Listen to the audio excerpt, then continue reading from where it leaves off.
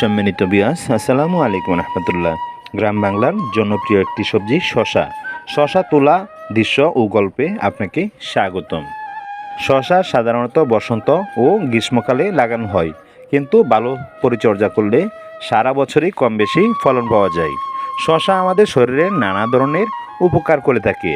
আমরা সারাদিন পরিশ্রমের ফলে শরীর থেকে যে পানি শূন্যতার অভাব হয়, তা শশা খেলে অনেকটাই পূর্ণ হয়ে যায়।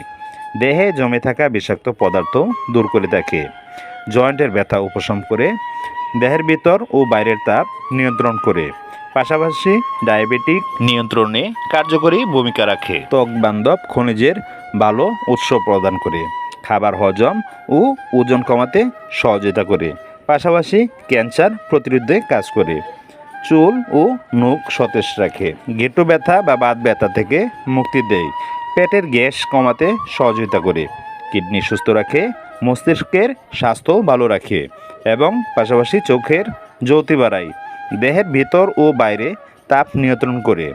এত উপকার সমৃদ্ধ ফসলটি নিজে উৎপাদন করেছি এবং নিজ পরিবারের সবজি চাহিদা মেটাচ্ছি। চাইলে আপনারাও এই জনপ্রিয় সবজিটি আবাদ করতে পারেন।